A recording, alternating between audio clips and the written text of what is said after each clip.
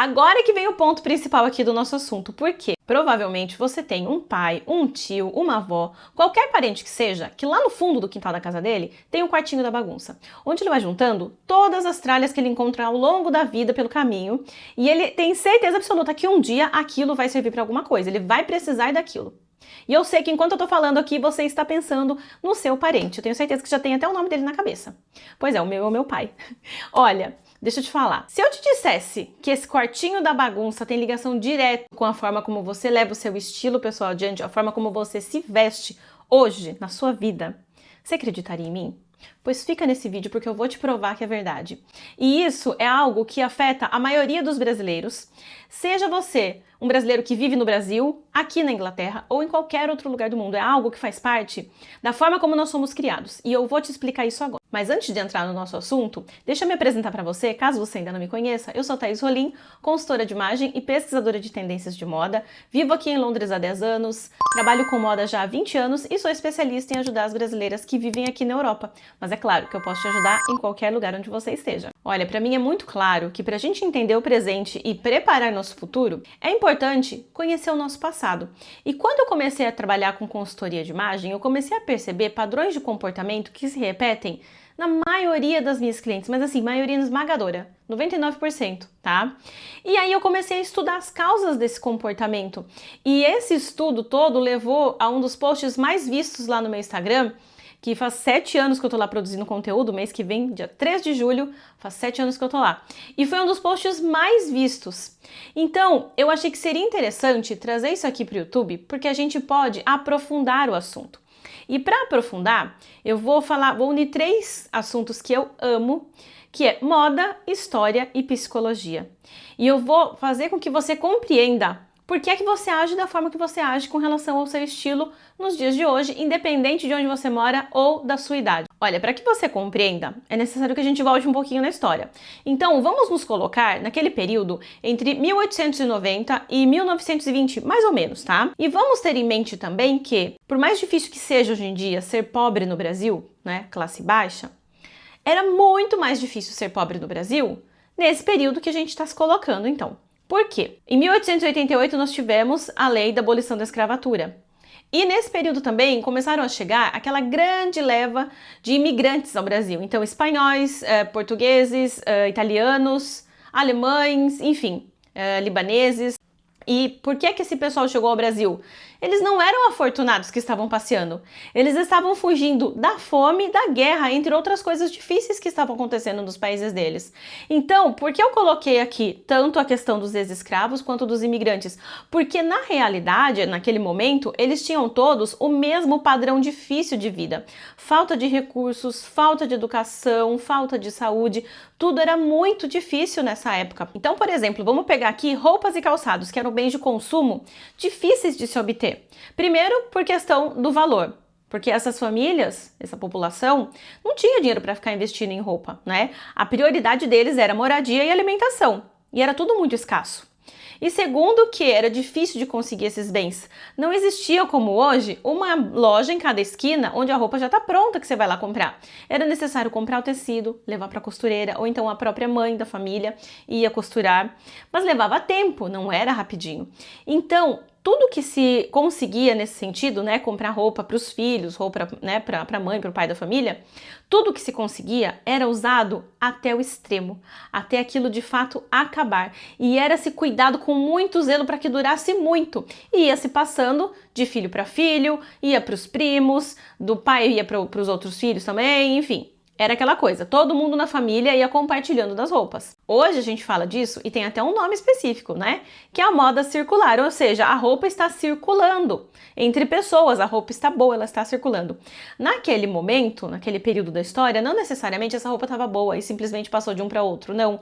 Muitas vezes ela estava remendada, estava rasgada, furada, mas eram-se feitos consertos e iam se passando, porque tudo era muito difícil. Provavelmente também é daí que vem aquela expressão roupa de missa, porque tudo era guardado para situações especiais, principalmente, né? Então, para celebrações do Natal, talvez da Páscoa e para missa de domingo toda semana, né? E hoje eu percebo que o avanço da indústria, da tecnologia e podemos dizer também da economia ao longo do último século até os dias de hoje fizeram com que as coisas sejam bem mais fáceis de ser adquiridas. Você vai concordar nisso comigo com certeza, não é?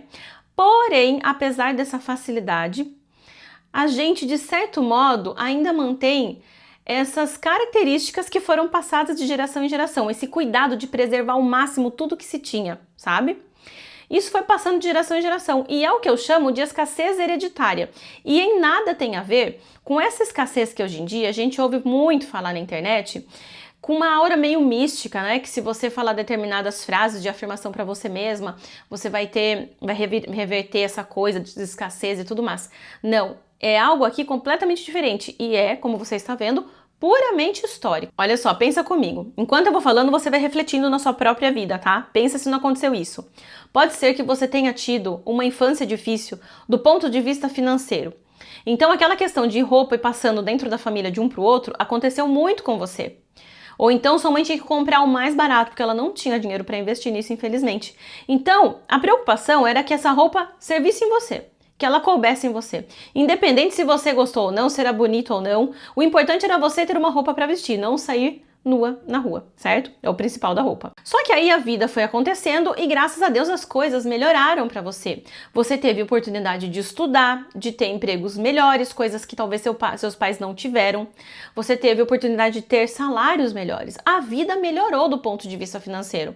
Mas, por algum motivo, você ainda traz esses hábitos enraizados em você que se refletem ainda hoje na forma como você se veste. E eu vou falar alguns aqui, talvez você vai se identificar. Por exemplo, você só compra roupa de cor neutra, que é para combinar com tudo, como se só o fato de ser neutro combinasse, tá? Outra coisa, você faz compras só quando você precisa muito mesmo. E aí o que acontece? Você sai atropelada num momento que você já não tinha mais tempo, você deixou para a última hora. Você teve que pegar a primeira coisa que apareceu na frente porque você simplesmente chega na loja e fica perdida. Você não sabe o que lhe cai bem ou não. Então, você pensou tanto e chegou a conclusão nenhuma. Você vai lá e pega a primeira que você viu na frente, só para ir embora logo, sai insatisfeita. Muitas vezes você vai usar aquela roupa uma única vez e vai deixar guardada, né? Vai deixar largada no guarda-roupas. E outra coisa que acontece demais é você comprar roupas que você deixa guardada esperando um momento especial. Né? Então eu só vou usar isso daqui em festas especiais, esperando aquela ocasião acontecer.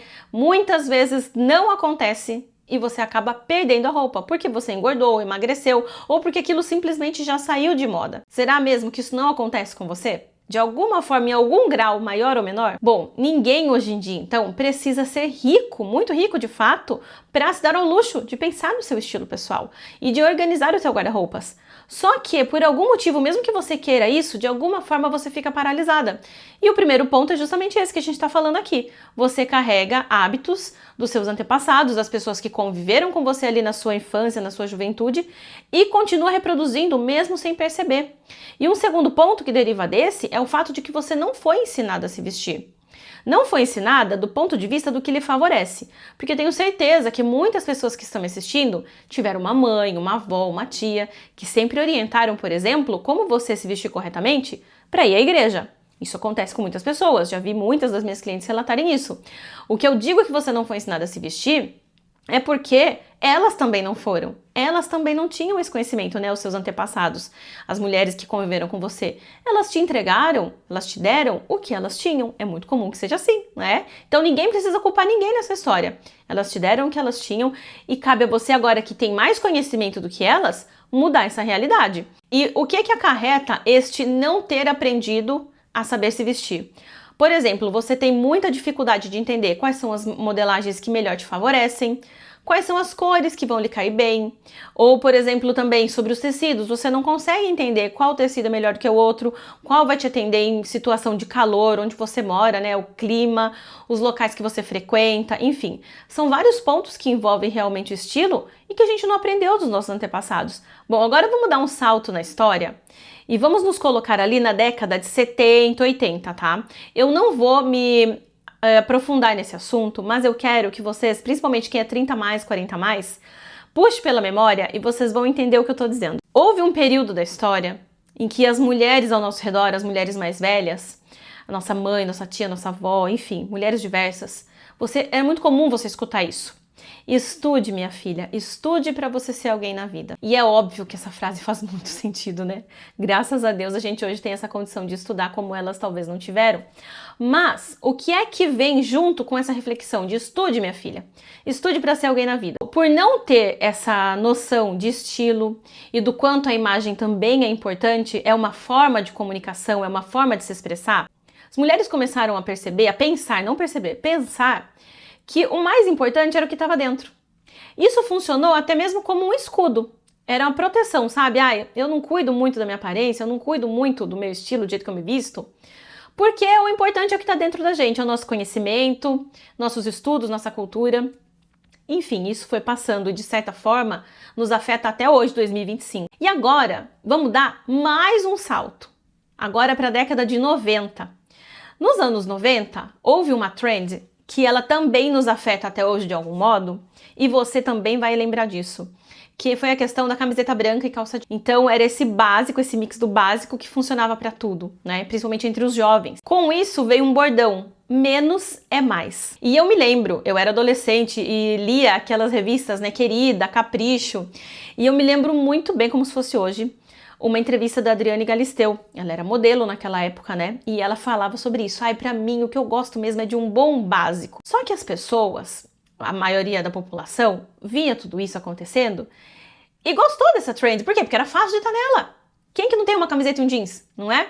Só que elas esqueceram de observar os detalhes por trás do look das mulheres que estavam, né, levando isso adiante, das modelos, das influencers da época, né, as celebridades, no caso, não era nem influencer ainda, que era um cabelo bem cuidado, as unhas bem feitas, maquiagem, por mais simples que fosse, mas era uma maquiagem bem feita, os acessórios, que contam muito, mas principalmente a qualidade dessa camiseta, seja no tecido ou na modelagem, e igualmente do jeans.